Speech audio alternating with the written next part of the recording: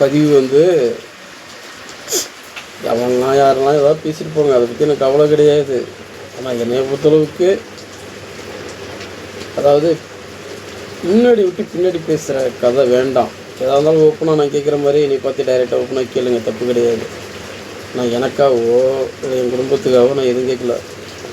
ஆரம்பத்துலேருந்து பார்த்தீங்கன்னாக்கா நான் ஏதாவது ஒரு விஷயத்தை தான் கேட்பேன். ஆனால் அந்த விஷயம் வந்து எனக்காக நான் கேட்க மாட்டேன். அதாவது ஒரு இடத்துல ஒரு விஷயம் நடக்குது அப்படின்னா அதை வந்து நல்லா யோசனை பண்ணிவிட்டு இது தப்பாக ரைட்டாக அப்படின்னு யோசனை பண்ணி தான் நான் கேட்குறேன். அதில் ஒரு சில பேருக்கு பிடிக்காமல் இருக்கலாம், ஒரு சில பேருக்கு பிடிச்சிருக்கலாம். அது எனக்கு தேவையில்லாத விஷயம். எனக்கு என்ன அப்படின்னா, நான் அந்த ஊரில் நான் இருக்கும் வரை, என் உயிர் இருக்கிற வரை நான் அந்த ஊருக்கு, இந்த ஊருடைய அந்த குளங்கள், வாய்க்கால் இதெல்லாம் வந்து நல்லா சுத்தமாக இருக்கணும், பாதுகாக்கணும் அப்படின்ற ஒரு ஆசை என் மனசில் அப்பத்துலேருந்து உருவான ஒரு ஆசை தான்.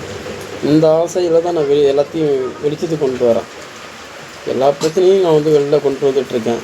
ஏதாவது ஒரு பிரச்சனை அப்படின்னா அதை நான் வந்து நேரடியாக போய் கேட்டாலோ இல்லை மற்ற அதிகாரிகளை பார்த்தாலோ அது வந்து பதில் கிடைக்காது. அப்படிங்கிறதுனால இப்போ எல்லாமே முகநூல் வந்துடுச்சு. எல்லாமே வந்து வீடியோ, வாட்ஸ்அப்பு, ஃபேஸ்புக்கு இப்படி ஒரு சூழல் வந்ததுனால நான் இதில் வந்து பதிவிடுறேன். என் மனசில் என்ன கற்றுருக்கோ அதை தான் நான் இப்போ மட்டும் நான் சொல்கிறேன். நான் அதில் ஒரு சில பச்சைவந்திகள் வந்து நம்மளை வந்து பின்னாடி பேசுகிறது நல்லா இல்லை. அதே மாதிரி வண்டலூர் பரப்பனூர் கிராமத்து தலைவர்களே, உங்களுக்கு நான் வேண்டி விரும்பி ஒரு கோரிக்கை வைக்கிறேன். தயவுசெய்து இந்த வருஷம் ஏலம் விடுறத நீங்கள் கடுமையான நிபந்தனையோடு விடுங்க. அதை நான் பாராட்டுறேன். ஆனால் இந்த குளங்கள், வாய்க்கால்கள் பாதுகாக்கப்பட வேண்டும் அப்படிங்கிற ஒரு கருத்து தான் நான் அதை வைக்கிறேன்.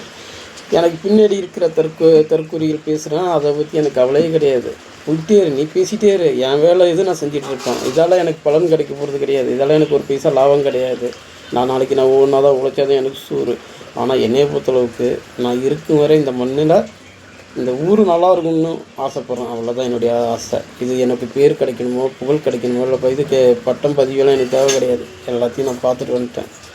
நான் இந்த வண்டலூரை பொறுத்தளவுக்கு எந்த இடத்துல எந்த தப்பு நடந்தாலும் அதை கேட்கக்கூடிய தகுதி என்கிட்ட உள்ளது. அதனால் நான் கேட்குறேன். ஒரு சில பேர் கேட்குறாங்க, நீ யார் அதை கேட்குறதுக்கு அப்படின்ட்டு.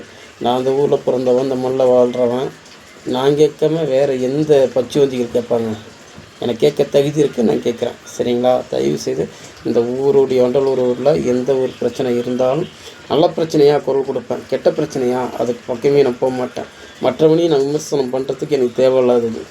அதாவது ஊர் சார்பாக, ஊர் சம்மந்தமாக ஏதாவது ஒரு பிரச்சனை அப்படின்னா நான் கண்டிப்பாக குரல் கொடுப்பேன்.